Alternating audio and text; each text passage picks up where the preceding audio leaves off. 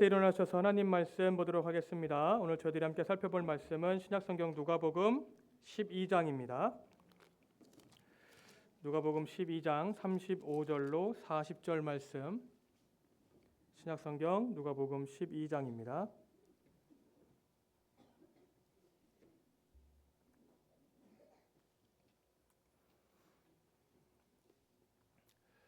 누가복음 12장 35절로 40절 말씀, 우리 다 찾으신 줄 알고 한 절씩 교독하신 후에 40절 다 같이 합독하시겠습니다. 허리에 띠를 띠고 등불을 켜고 서 있으라.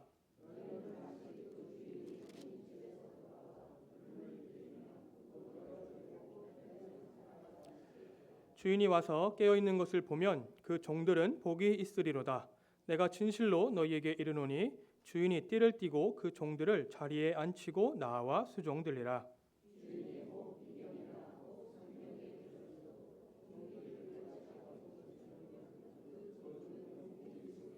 너희도 아는 바니 집 주인이 만일 도둑이 어느 때에 이를 줄 알았더라면 그 집을 뚫지 못하게 하였으리라.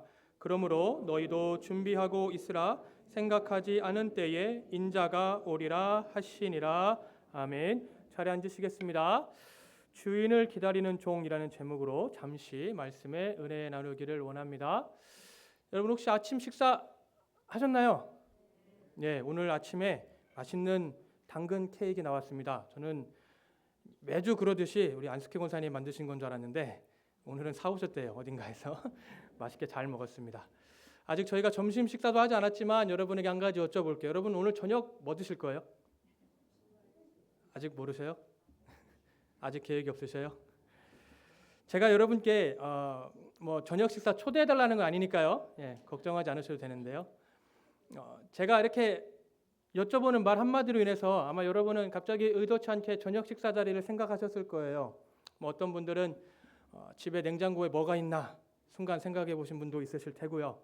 또 어떤 분은 오늘은 어차피 나가서 외식할 건데 라고 생각하신 분도 있으실 것이고, 별로 저녁 생각을 안 하시다가 갑자기 저녁에 뭐 먹지 생각하신 분도 있으실 거예요. 그래서 우리는 저의 말 한마디로 우리 모두가 의도치 않게 저녁 식사를 생각을 했어요. 미래를 의도치 않게 생각을 했어요.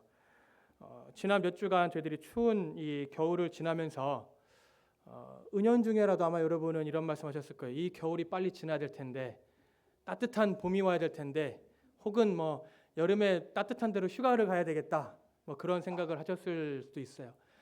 저는 의도치 않아도 내가 꼭 내일 일, 내년의 일, 다음 주의 일, 몇 달 뒤의 일을 생각하지 않아도 은연중에 이렇게 미래 일이 생각날 때가 있습니다. 갑작스럽게 생각날 때가 있죠. 근데 이러한 미래는 특별한 건 아닙니다. 우리가 살아가다 보면 자연스럽게 만나는 일상에서 생각나는 것들이죠. 그런데 이러한 평상적인 거 말고요, 우리가 정말 준비해서 맞이하는 그러한 미래의 일들도 있어요. 우리 아이들에게는 이제 졸업 같은 게 있겠죠. 특별히 이제 제가 CM을 섬기고 있으니까 저희 CM 아이들은 댄스하는 걸 그렇게 싫어해요. 저 때만 해도 율동하는 게 재밌었거든요. 이제 요즘 애들은 율동을 너무 안 하려고 그래요. 한 4학년쯤만 돼도 율동해라 그러면 그냥 이렇게 고목이 돼요. 이렇게 가만히 있어. 아무것도 안 해요. 그래서 5학년쯤 되면 빨리 유스 가고 싶다고 막 그러거든요. 그러니까 졸업을 걔네는 손꼽아 기다려요. 빨리 졸업하는 거. 이 CM을 빨리 졸업하는, 이 댄스의 세계를 빨리 졸업하고 유스에 올라가는 거를 아이들은 손꼽아 기다려요. 그런 것도 있죠. 혹은 어르신들 이렇게 직장 생활 하시는 분들은 이 직장을 잘 마치고 이제 노년에 편안하게 은퇴하는 그러한 미래를 꿈꾸기도 하시고요. 혹은 이제 장성한 자녀가 있으신 분들은 이 자녀가 빨리 좋은 배필을 만나 함께 독립하는 그러한 미래를 아마 꿈꾸시기도 할 거예요. 그런 것들은 우리가 다 특별히 준비하고 맞이하는 미래입니다. 자, 그렇다면 이제 우리가 한번 생각을 해봐야 되겠죠. 그렇다면 우리는 그리스도인으로서 어떤 미래를 준비하고 있는가? 우리도 세상 사람들처럼 좋은 은퇴인가? 아니면 자녀의 성공적인 독립인가? 아니면 나의 은퇴인가? 우리가 맞이해야 될 특별한 미래, 우리가 정말 기다리는 미래는 예수님의 다시 오심이신 줄 믿습니다.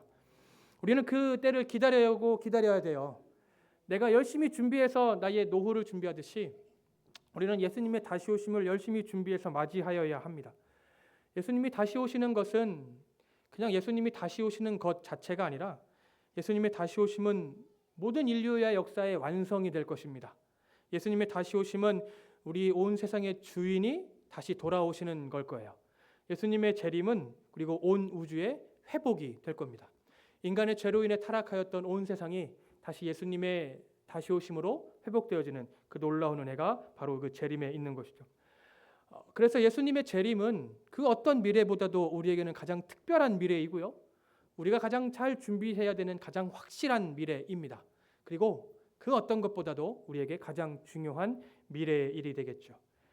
그래서 우리는 이 하나님의 다시 오심 앞에 날마다 우리는 생각하며 살아갑니다.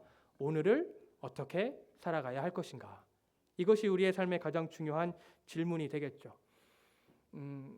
이 질문을 저희가 하지 않으면요, 오늘 예수님의 재림을 기다리는 우리가 어떠한 삶을 살아가야 될 것인가에 대한 질문을 생각하지 않으면 우리는 재림을 쉽게 오해하는 경우가 많이 있습니다. 예수님 어차피 다시 오실 건데, 다시 오시면 다 끝날 건데 오늘의 삶 그냥 흘러가는 대로 살아야겠다, 그런 생각을 하실 수도 있고요. 또 어떤 분들은 재림을 마치 잊고 살기도 합니다. 지난 2000년 동안 안 오신 분이 오늘 갑자기 오실까? 내 때는 아닐 거야. 10년 뒤는 아닐 거야. 적어도 오실 때쯤 되면 세상에 어떤 그런 징조가 있을 거야. 아직 땅끝까지 복음이 다 전파되지도 않았다고 하는데 아직 그래도 살아갈 날이 많으니까 그때쯤 가서 잘 믿고 회개하고 잘 섬기면 예수님 오시는 거 잘 맞이할 수 있겠지. 이런 생각들을 우리가 할 수 있을 수도 있다라는 것이죠. 그래서 오늘 본문 말씀을 통해 저희가 이 예수님의 다시 오심을 어떠한 자세로 기다려야 할 것인가 함께 나누어 보기를 원합니다. 자, 오늘 본문 말씀은요, 멀리 혼인잔치를 떠났던 그 주인을 기다리는 종의 비유입니다. 예수님이 언제 오실지 모르는 우리 성도님들의 삶을, 우리 모두의 삶을 이 주인을 기다리는, 언제 올지 모르는 주인을 기다리는 종의 모습으로 비유해 주고 있죠. 먼저 오늘 본문 말씀을 저희가 살펴보기 전에 한 가지 생각해야 될 게 있어요. 아마 여러분들 읽어보시면서 이 혼인잔치에 있는 주인의 모습이 이렇게 확 눈에 쉽게 들어오셨을 거예요. 왜냐하면 성경에는 이 혼인잔치의 비유를 통해서 마지막 때의 모습을 우리에게 많이 설명해주고 있거든요. 그래서 혼인잔치, 특별히 성경에 나타나는 혼인잔치가 저희들에게는 굉장히 친숙해요. 그래서 이 본문 말씀을 깊게 생각해 보지 않으시고 혼인잔치와 주인, 이 두 가지만 생각하시고 우리가 그동안 많이 알던 혼인잔치의 비유와 비슷하다라고 생각하실 수도 있어요. 그래서 성경에 보시면 이런 게 있죠. 슬기로운 다섯 처녀와 미련한 다섯 처녀의 그 열 처녀 비유, 그 혼인잔치를 준비하는 처녀들의 비유잖아요. 혹은 왕이 아들의 혼인잔치를 준비하면서 하객들을 초청하기 위해 그 종들을 거리에 보내는 그러한 비유들도 있어요. 그러니까 이런 비유들을 보면서 혼인잔치는 종말의 때 모습을 생각할 수 있게 되죠. 근데 오늘 본문 말씀은요, 기억하셔야 되는 게, 잊어버리시면 안 되는 게, 주인의 혼인잔치가 아니라 이웃집에 있던 혼인잔치에 주인이 다녀오는 거예요. 네. 우리 주인이 결혼하는 혼인잔치에 있는 것도 아니고요. 혹은 우리 주인의 아들이 결혼하는 것도 아니에요. 그리고 내가 종으로서 혼인잔치를 섬기고 있는 것도 아니에요. 가나의 혼인잔치처럼 물 항아리를 만들어야 되는 그런 것도 아니에요. 오늘 혼인잔치는 주인이 떠난 거예요. 혼인잔치로 떠났다가 돌아오기를 기다리는 모습이에요. 자, 여기서 저희들이 한 가지 생각을 해야 될 게 있어요. 뭐냐면 우리는 혼인잔치와 예수님의 재림을 생각할 때에 예수님의 재림을 혼인잔치처럼 굉장히 특별한 하나의 이벤트로 생각을 하는 경우가 많이 있어요. 이게 뭐냐면 우리가 살면서 결혼식을 몇 번이나 참석을 할까요? 몇 번 많이 참석을 안 할 거예요. 그래도 우리 교회는 많은 성도님들이 모이고 계시니까 그래도 이렇게 뜨문뜨문 결혼식이 있겠습니다만 세상 살아가면서 사실 그렇게 인간관계를 사회에서 맺고 살아가시는 분들은 그렇게 많은 결혼식장에 가실 일도 별로 없을 거예요. 그래서 혼인잔치가 재림이다라고 말하면 재림은 굉장한 이벤트예요. 단 하나의 놀라운 이벤트에 그치고 말아요. 하나의 행사로 그치게 된단 말이죠. 근데 오늘 본문에서는 그 예수님의 재림을 그냥 결혼식 같은 우리가 많이 참석할 일이 없는 그런 하나의 이벤트가 아니라 재림은 잠시 우리 일상에서 업무를 위해 떠났던 주인이 다시 우리의 일상으로 돌아오는 것처럼 이야기를 하고 있어요. 그러니까 마치 예수님의 재림이 우리랑 아무런 상관없는 저 멀 하늘에 있는 신이 어느 날 우리 가운데 강림하는 특별한 이벤트가 아니라 항상 우리와 같이 살고 있던 그 주인이 잠시 업무로 인해 업무를 보러 나갔고 우리는 그 주인을 매일매일 기다리면서 그 주인이 다시 우리의 일상으로 돌아오는 것처럼 소개를 하고 있다라는 거예요. 자, 여기서 우리가 이 재림에 대한 우리의 시각을 조금 틀어볼 필요가 있어요. 이런 말이 있습니다. 모든 일을 할 때에 어떠한 일을 할 때에 이벤트가 되면 힘들지만 그 일이 디폴트가 되면 쉽다라는 말이 있어요. 평생에 몇 번 없는 이벤트로 준비하면 그 일이 힘들지만 그 일을 매일매일 해나가는 사람은 그 일이 쉽다라는 거예요. 결혼식을 평생에 한 번 준비하는 신랑 신부는 결혼식이 힘듭니다. 그러나 그 결혼식장에서 일하는 그 직원들은 매일매일 결혼식을 준비하는 날일 거예요. 그러면 그 사람들에게는 결혼식이 하나의 이벤트가 아니라 매일매일 해야 되는 업무인 거예요. 재림을 기다리는 우리의 삶이 그래요. 재림을 먼 미래에 인생의 종말에 예수님 언제 오실지 모르는 그때에 있을 것으로 생각하고 이벤트로 준비를 하면 오늘의 삶이 힘들어요. 그러나 오늘의 삶을 당연히 주인과 함께하는 그 주인이 다시 오실 것을 당연히 준비하고 살아가는 디폴트의 삶으로 살아가면 힘들지가 않다라는 거예요. 여러분 생각을 해보세요. 이 당시의 종들은 당연히 주인이 매일매일 업무를 아침에 보러 나가겠죠. 아침에 업무를 보러 나가고 저녁에 돌아오는 것이 이 종들에게는 어때요? 일상이에요. 일상이란 말이에요. 혹여 이 주인이 그저 그런 주인이 아니라 고위 간직에 있는 그래서 세상적으로 명망이 있고 그런 신분이 높은 그런 주인이다라고 한다면 그 주인은 밤늦게 돌아오는 것이 오히려 일상이었을 것입니다.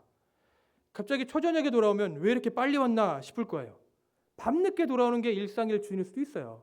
그런 주인을 맞이하는 종은요, 밤늦게 돌아오는 종은 어쩌다 한번 갑자기 밤늦게 오는 주인이 아니라 매일매일 밤늦게 오는 주인일 수도 있다는 거예요. 그러면 그 종의 삶은 매일매일 그 주인을 밤늦게 기다리는 삶으로 살아가게 되는 거죠. 마찬가지로 우리가 재림을 기다릴 때 그래요. 평상시에는 재림에 대해서 아무런 무감각하고 아무런 생각이 없고 재림은 나와 상관없는 먼 미래 일처럼 생각하다가 문득 재림이 임하면 정말 저희는 이 발등에 불 떨어진 것처럼 헐레벌떡 할 겁니다. 그러나 매일매일 그 주인을 기다리는 종처럼 우리가 재림을 기억하고 살아간다면 그 일은 갑자기 일어나는 갑작스러운 일이 아닐 거예요. 그 주인이 잠시 먼 길을 떠났다 다시 우리의 일상으로 돌아와서 주인을 맞아들이는 그러한 일이 될 줄로 믿습니다.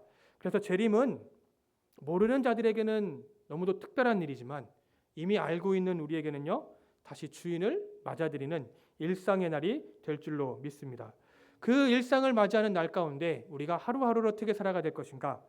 오늘 본문 말씀을 잠시 한번 살펴보겠습니다. 35절에 이렇게 말씀을 하고 있어요. 다 같이 읽겠습니다. 시작. 허리에 띠를 띠고 등불을 켜고 서 있으라. 아멘. 자, 예수님께서 주인을 기다리는 종들에게 허리에 띠를 띠고 등불을 켜고 서 있으라라고 이야기를 합니다. 먼저 허리에 띠를 띠라라는 말씀은 즉각적으로 행동할 수 있는 준비가 되어 있으라라는 것이죠.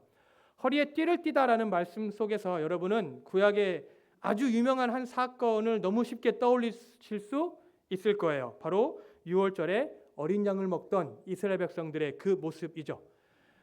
애굽 땅을 떠나는 바로 그날 밤 마지막 하나님께서 유월절을 지키게 하셨던 어린 양 고기를 먹게 했던 그날에 허리에 띠를 띠고 그 고기를 먹던 그 이스라엘 백성들의 모습을 아마 기억하실 수 있으실 것입니다. 언제라도 하나님이 자 가자 하면 떠날 준비를 하고 먹으라는 거예요. 여러분 그날이요, 이 유월절 때가 생각을 해보시면 밤이었어요. 한밤이었어요. 한밤. 그렇죠? 한밤입니다. 이스라엘 전역에는 곡소리가 나고 있었어요. 장자의 죽음으로 인해 모든 사람이 이스라엘의 이 애굽의 모든 사람들이 곡을 하던 그던 때였어요. 자, 이들에게는요 밤길을 잘 갈 수 있는 플래시라이트 있는 것도 아니고 저희처럼 좋은 그런 불빛이 있는 것도 아니에요. 이 당시에 그 이스라엘 백성들은 애굽에서 이들은 노예로 살았어요. 종으로 살았어요. 그들에게는 애굽을 여행할 기회도 없었고요. 그들의 삶의 터전을 벗어날 수 있는 기회조차 허락되지 않았을 거예요. 그들에게는 노역의 현장과 집, 요것만 계속 왔다 갔다 했을 거란 말이에요. 아마도 그들은 평생에 살아오면서 이 길조차 벗어나 본 적이 없을 수도 있어요. 그 옆 동네조차 다른 길로 새 본 적도 없는 사람들이 아마 다 그 이스라엘 백성들이었을 거예요. 근데 그들이 밤에 아무것도 보이지 않는 그 밤에 우리처럼 플래시라이트 있는 것도 아니고 좋은 촛불이 있는 것도 아니고 뭐 좋은 자동차 헤드라이트 있는 것도 아닌 그때에 아무것도 모르는 그때에 어디로 가야 될지 길도 모르는 그때에 그들이 즉각적으로 행동하기 위해 띠를 띠고 유월절을 준비했다라는 것은요 굉장히 놀라운 일이에요. 여러분 우리는 지금은 아닐 거야라는 생각을 참 많이 합니다. 아까 말씀드린 대로 예수님의 재림이 지금은 아닐 거야. 지금은 캄캄한 밤이니까 지금은 아닐 거야. 조금 날 밝으면 예수님이 올 거야. 지금은 아닐 거야라고 생각할 때가 많이 있어요. 그러나 예수님은 저희들에게 지금이라도 예수님이 지금이다라고 하면서 오시면 지금처럼 맞이를 해야 되는 거예요. 이스라엘 백성들이 밤이니까 그 밤에 유월절 그 밤에 나는 갈 길을 모르는데요. 저는 이 길을 한 번도 떠나본 적이 없는데요. 너무 캄캄해서 앞이 보이지가 않는데요. 어디로 가야 될지 길도 모르는데요. 라고 말하면서 유월절을 지나지 않았어요. 예수님이 다시 오신다는 그 약속을 할 때에 예수님 아직 복음이 땅끝까지 전해지지 않았는데요. 아직 제 아들은 믿지 않는데요. 언제 제 손자가 믿을지 모르겠는데요. 그들이 돌아올 때까지 기다려 주셔야 되는 거 아닌가요? 라고 말하는 그 밤에 예수님이 아니다 지금이다 라고 말할 수가 있다라는 거예요. 그럼에도 불구하고 그 밤이 됐다면 예수님이 지금이다 라고 말한다면 우리는 즉각적으로 행동으로 옮길 수 있도록 띠를 띠고 예수님의 재림을 기다리고 있어야 한다라는 것이죠. 그러한 삶이 우리의 삶이 되어야 될 줄로 믿습니다. 자, 두 번째는 등불을 켜고 있으라라고 해요. 등불을 켜고 있으라. 등불을 켜고 있으라라는 말은요. 이 주인을 맞이하는 일에 종의 모든 신경이 다 쏠려 있어야 한다라는 것을 이야기를 해요. 불을 켜고 있으라. 저희들에게는 불을 켜고 있으라라고 하는 것이 별로 어렵지 않죠.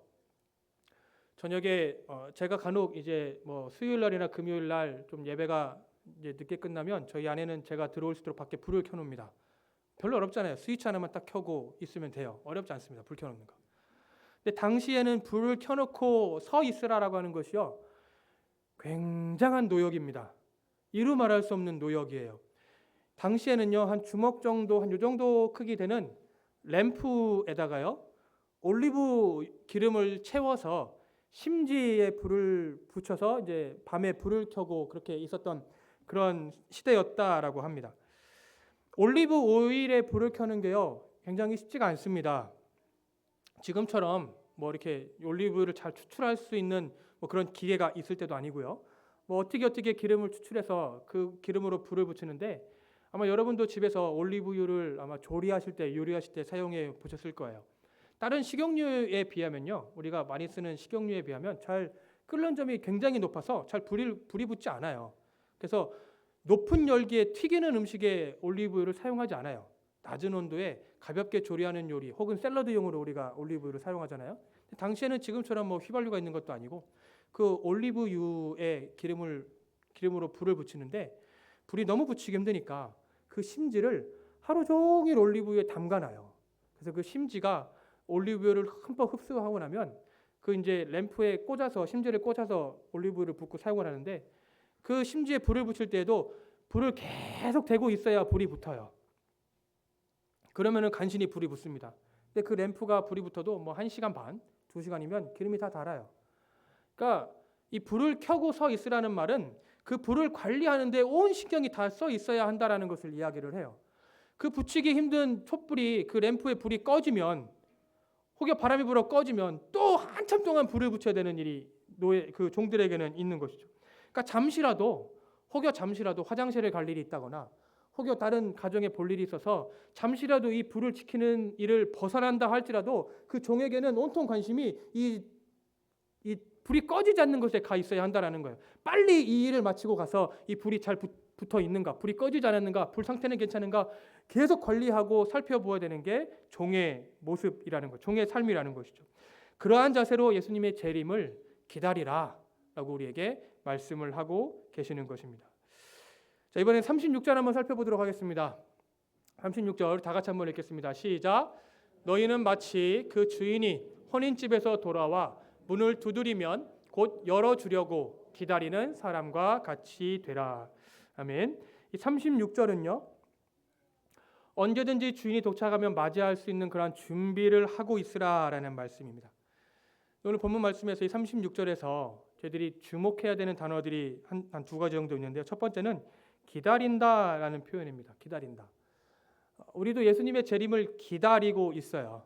근데 이 기다린다라고 할 때 이 기다림을 간혹 우리는 대기한다와 오해하는 경우가 있어요. 대기한다.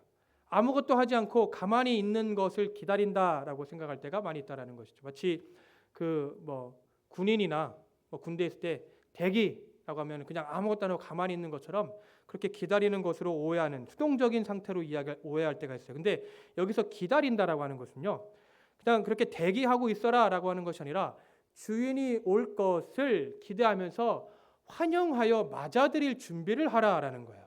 이 기다린다라는 표현이 성경의 다른 구절에 쓰인 적이 있는데요. 누가복음 2장 25절에 이렇게 기록이 되어 있습니다. 다 같이 한번 읽어볼게요. 시작. 예루살렘에 시몬이라는 사람이 있으니 이 사람은 의롭고 경건하여 이스라엘의 위로를 기다리는 자라. 성령이 그 위에 계시더라. 아멘. 자, 시몬은요, 이 구약 성경 이 누가복음 신약 성경 누가복음에서 메시아를 기다리던 할아버지였어요. 그 성전에서 남은 여생을 메시아가 오기를 갈망하면서 기도하면서 살아가던 할아버지였거든요. 근데 그가 아기 예수를 품에 안게 됩니다. 예수님이 정결례식에 따라 성전에 들어가서 할례를 받으려고 하는 그때에 이 시므온이 성전에서 메시아를 기다리다가 아기 예수를 품에 안게 돼요. 근데 그 품에 안았을 때에 시므온이 아기 예수를 품에 안고 뭐라고 이야기를 하냐면요, 아우 애기 참 예쁘다, 참 애기가 잘생겼다, 애기가 참 순하네, 이런 말 하지 않았어요. 시므온이 한 말이 있어요. 하나님께서 이 종을 풀어 놓아주시는구나 라고 해요. 얼마나 메시아의 오심을 기다렸으면 그 메시아를 품에 안았을 때 이제 내가 죽어도 하나님 앞에서 여한이 없고, 우리가 흔히 말하는 죽어도 여한이 없다라는 말을 하나님이 나를 풀어주신다, 얼마나 애타게 기다렸으면 그 애타게 기다리던 그 애탐에서 나를 이제 자유롭게 풀어주신다라고 이야기를 하고 있어요. 그만큼 기다린다라고 하는 것은 대기 상태가 아니라 정말 간절한 마음으로 주인이 다시 오심을 정말 그 환영하는 마음으로 기다리는 것을 이야기를 하고 있는 거예요. 얼마나 기쁘게, 얼마나 적극적으로, 얼마나 환영할 마음으로 주인을 맞이할 자세가 필요한가 하는 것을 이야기를 하고 있는 것이죠. 또 하나, 곧 열어주려고 하는 말이 있어요. 오늘 본문에 그 문을 곧 열어주려고 하는 자가 되라 라고 되어 있거든요. 문을 열어준다 라고 하는 말은 이 주인이 오고 있다라고 한다면 그 주인의 오심 앞에서 종의 관심이 다 주인에게 쏠려 있어야 한다라는 것을 이야기를 합니다. 밤늦게 오시는 주인이 피곤하지 않을까? 밤늦게 오는 주인이 문 앞에 도달했을 때, 당도했을 때에 빨리 문을 열어주고자 하는 그 종의 마음에 대해서 이야기를 하고 있는 것이죠. 실제로 우리가 이제 드라마 같은 것도 보시면 여러분 쉽게 아시겠지만, 당시에 종은요, 주인이 들어오면 단지 문을 열어주는 것만으로 종의 일은 끝나지 않아요. 종은 주인이 문을 열고 들어오면 이제 주인이 씻을 물도 준비를 해놔야 되고요. 주인이 혹여 먼 길을 와서 허기지지 않을까 해서 조그마한 요깃거리도 준비를 해놔야 되고요. 이제 주인이 들어오자마자 피곤하여 쉬려면은 그 취침자리도 준비를 다 해놔야 돼요. 그러니까 문을 열어줄 준비를 하여라라는 것은 문 앞에 서서 주인이 와서 나왔다 하면 그냥 문 열 준비를 해라라는 게 아니라 그 문을 열고 그 뒤에 이어질 모든 일이 다 주인의 뜻대로 될 정도로 준비를 해놓고 기다리라라는 거예요.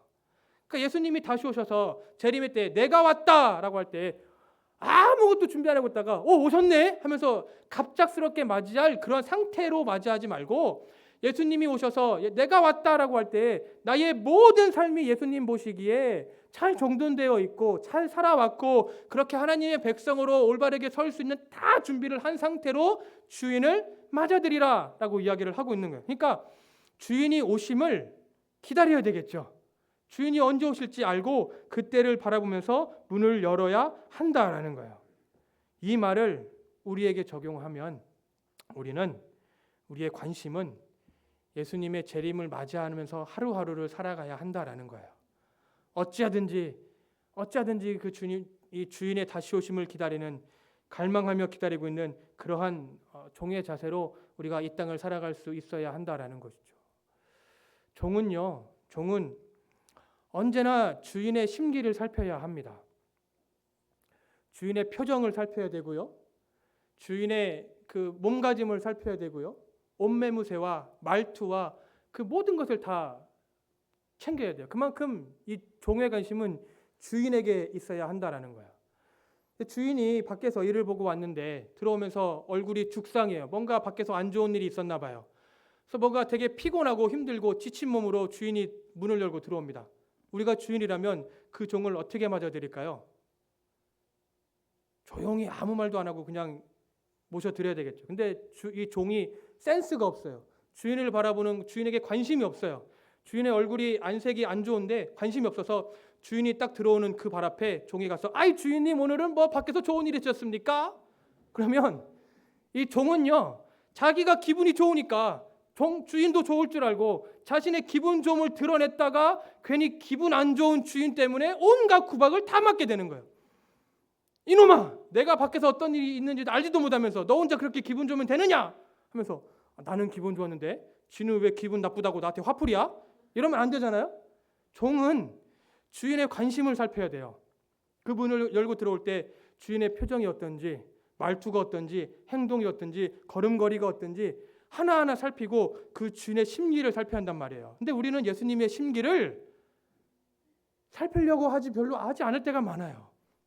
예수님이 내 삶에 오셔도 예수님 저는 기분이 너무 안 좋은데 예수님은 좋으세요? 예수님은 왜 좋으세요? 나는 너무 힘든데 왜 예수님만 좋아요? 나는 너무 힘든데 예수님 왜 기뻐하라고 해요? 나는 너무 힘들어 죽겠는데 예수님 뭐가 좋아요? 그러고 있으면 안 된다라는 거예요. 종은 주인의 심기를 살피고 그 문에서부터 주인을 잘 맞아들일 수 있는 준비가 되어 있어야 한다라는 것이죠. 여기까지 말씀을 들으면 아마 여러분께서는 또다시 마음에 짐이 생길 거예요. 그래 오늘부터 다시 한번 잘 살아보자 라고 하는 마음에 짐이 생길 거예요. 그렇게 못 살면 또 혼나겠지, 힘들겠지, 하나님이 구박하시겠지, 예수님이 옛기놈 하시겠지라고 하는 생각이 드실 수도 있는데, 근데 우리가 이 일이 그저 수고로움과 우리의 힘듦과 그저 우리의 고역과 노역이 아닌 것은요 37절 말씀 때문에 그렇습니다. 우리 37절 말씀 다 같이 한번 읽어보도록 하겠습니다. 37절이요. 시작. 주인이 와서 깨어있는 것을 보면 그 종들은 복이 있으리로다. 내가 진실로 너희에게 이르노니, 다음이요. 주인이 띠를 띠고 그 종들을 자리에 앉히고 나와 수종 들리라. 우리 다시 한번 읽도록 하겠습니다. 37절 처음부터 다시 한번 읽겠습니다. 시작. 주인이 와서 깨어있는 것을 보면 그 종들은 복이 있으리로다. 내가 진실로 너희에게 이르노니 주인이 띠를 띠고 그 종들을 자리에 앉히고 나와 수종 들리라. 아멘. 자, 여러분 이 말씀을 보면요, 왜 우리가 기쁨과 소망을 갖고 예수님의 재림을 다시 한번 기대하며 살아갈 수 있는지 그 이유에 대해서 설명을 해 줍니다. 예수님의 재림은요, 단지 예수님이 오셔서 세상을 선과 악으로 심판하는 그러한 날 정도가 아닙니다. 예수님의 재림은 예수님께서 그 약속하신 그 날에 단지 이 땅에 임하시는 사건 정도가 아니에요. 예수님의 재림은요, 예수님을 신실하게 기다리는 자들에게 임하는 위로의 날이 될 것입니다. 예수님의 재림은요, 예수님을 신실하게 기다린 자들에게 임하는 놀라운 은혜의 날이 될 겁니다. 여러분, 세상은요, 종으로 섬기는 우리 같은 자들에게 참 미련하다라고 이야기를 합니다. 종으로 섬기는 우리에게 미련하게 인생이 끝날 거라고 이야기를 합니다. 종으로 섬기면 이 땅에서 성공하지 못할 거라고 이야기를 합니다. 그러나 복음은 다르게 이야기를 합니다. 우리가 그 주인을 종으로 섬길 때에 오히려 세상의 왕 대신 모든 인류의 왕이신 그분이 다시 오셔서 우리를 그분이 섬겨주실 것이라고 이야기를 합니다. 그분이 우리를 대신해서 우리의 띠를 띠고 우리를 그분의 자리에 앉히셔서 우리를 섬겨주실 것이라고 이야기를 합니다. 여러분, 그날을 한번 생각해 보셔요. 일국의 대통령이 와서 우리를 섬긴다고 해도, 혹여 이 자리에 함께 예배를 드린다고 해도 우리는 그것이 무한한 영광이라고 생각할 거예요. 우리 교회가 대단한 교회다라고 생각을 할 거예요. 그러나 인류의 왕이신 그 왕이 오셔서 나를 그 왕의 자리에 앉히시고 나를 섬기는데 세상에 그 어떤 것이 우리가 부러워할 것이 무엇이 있겠습니까? 세상에 그 왕이 오셔서 우리를 섬겨주신다고 하는데 지금 우리의 종된 모습을 보면서 미련하다 미련하다, 너희는 성공하지 못할 것이다, 그렇게 우리를 힐난하며 비판하는 저 세상 사람들의 그 조롱 앞에 우리가 무엇이 부끄러울 것이 있겠습니까? 오히려 그들을 보면 너희는 모른다 라고 말하겠죠. 저 왕이 오시면 우리를 그렇게 섬겨주실 것이다. 오늘 우리의 수고를 그가 위로하여 주실 것이다. 오늘 우리의 섬김을 그가 다 회복시켜 주실 것이다. 오늘 내가 그 왕을 섬기는 힘듦이 그날의 기쁨이 될 것이다 라고 우리가 말할 수 있지 않겠습니까? 우리가 그러한 마음으로 우리는 재림을 기다리는 것입니다. 오늘 우리가 낮은 자리에 섬길 때에 그 왕이 우리에게 이야기를 합니다. 그날에 내가 너희를 섬길 것이다 라고 이야기를 합니다. 여러분, 신실하게 다시 오실 주인을 기다리시기를 바랍니다. 우리 일상으로 다시 오실 그 주인을 기다리시기를 바랍니다. 그날은 특별한 날이 아닙니다. 약속하신 그 주인이 다시 오는 그날입니다. 잠시 잠깐 우리를 떠났던 그 주인이 매일매일 오던 그 밤 그대로 우리에게 다시 오실 그날이 될 줄로 믿습니다. 이미 하늘 보좌를 버리시고 이 땅에 오셔서 그 섬김의 본을 보여주신, 그 제자들의 발을 씻겨주신 그 예수님 모습을 그대로 우리에게 오셔서 우리를 똑같이 위로하여 주실 줄로 믿습니다. 그렇기 때문에 오늘 우리는 기쁨과 감사로 이 재림의 때를 기다리며 살아갑니다. 바라기는요, 우리 주인의 다시 오심을 간절하게 소망하며 기다리는 우리 모두가 될 수 있으시기를 바랍니다. 허리에 띠를 띠고 불이 꺼지지 않도록 우리 모든 관심이 주인에게 있어서 우리 주인이 다시 문 밖에 서서 문을 두드릴 때에 기쁨으로 맞아들여서 함께 그렇게 기쁨으로 주인을 환영하며 하루하루를 살아갈 수 있는 우리 모두가 되시기를 예수님의 이름으로 축원합니다. 우리 시간 받은 말씀을 기억하면서 잠시 한번 기도하기를 원합니다. 주님, 우리는 어떠한 자세로 주님을 기다리고 있습니까? 다시 한번 우리가 주님의 그 오실 길을 예비하기를 원합니다.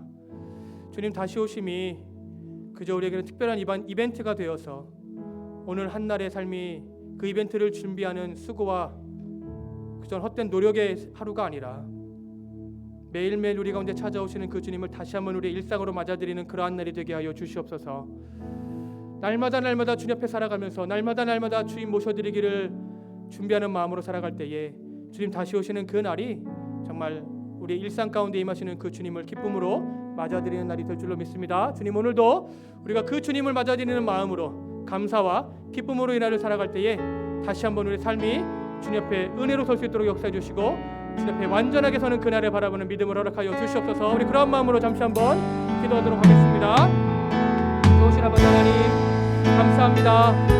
주님, 우리의 삶에 임하시는 주님, 우리 가운데 역사하시는 주님, 주님의 그 다시 오심을 우리가 기억합니다. 아버지 하나님, 오늘도 우리 가운데 임하셔서 우리 함께 하시는 주님, 우리의 일상으로 다시 오실 주님을 우리가 기다립니다.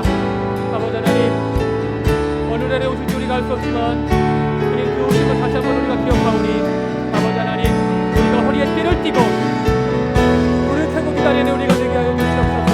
우리의 모든 관심이 주님 앞에 갈 수 있도록 역사해 주시고 주님과 함께하는 놀라운 축복의 은혜가 우리 가운데 충만히 임하도록 역사하시고 함께해 주시옵소서. 그리하여 주님 다시 오셔서 우리에게 주님 우리의 위로를, 우리의 헌신을 위로해 주시고 우리의 수고를 회복해 주시고 우리에게 기쁨으로 우리를 세우실 주님 앞에 날마다 감사로 살아가는 우리가 되게 하여 주시옵소서.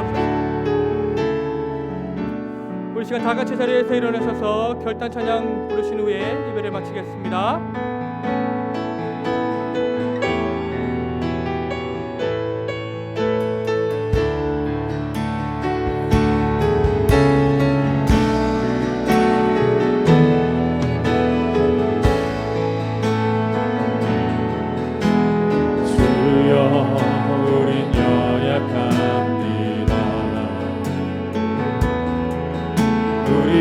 오늘을 입혀옵니라.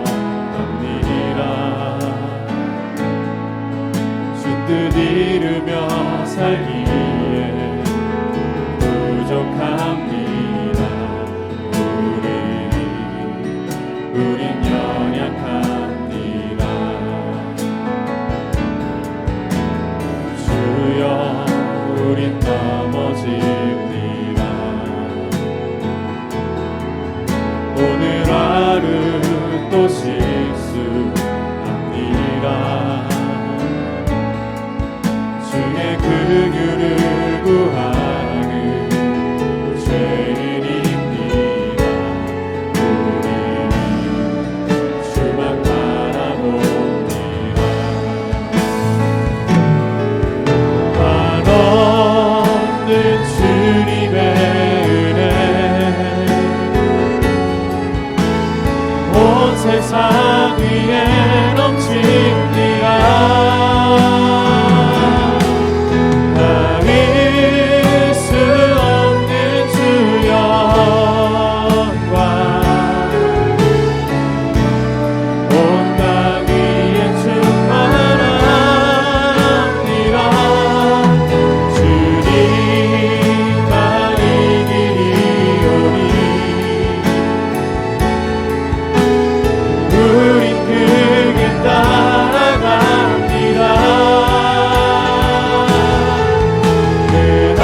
그날에 우리를 이루신 주를 완전합니다. 한없는 주님의 은혜 한없는 주님의 은혜 온 세상 위에 넘칩니다. 닿을 수 없는 주 영광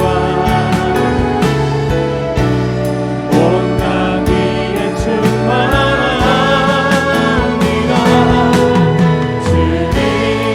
주님만이 길이오니 우린 그 길 따라갑니다. 그날에 우리를 이루신 주를 완전합니다. 그날에 우리를 이루신 그날에 우리를 이루신 주는 완전합니다. 주인이 와서 깨어 있는 것을 보면 그 종들은 복이 있으리로다. 내가 진실로 너희에게 이르노니 주인이 띠를 띠고 그 종들을 자리에 앉히고 나와 수종들리라. 아멘. 이제는 주인을 기다리며 살아가는 주의 백성들을 위해 다시 오실 우리 주 예수 그리스도의 은혜와 낮은 자리에서 섬기는 자를 높이시는 우리 아버지 하나님의 사랑하심과 마지막까지 믿는 자들의 삶을 인도하시는 성령 하나님의 역사하심이 날마다 다시 오실 주님을 기억하며 오늘 맡겨진 삶의 자리에서 믿음으로 신앙을 지키기로 다짐하는 주의 모든 성도들 위해 지금으로부터 영원토록 항상 함께 있을지어다. 아멘.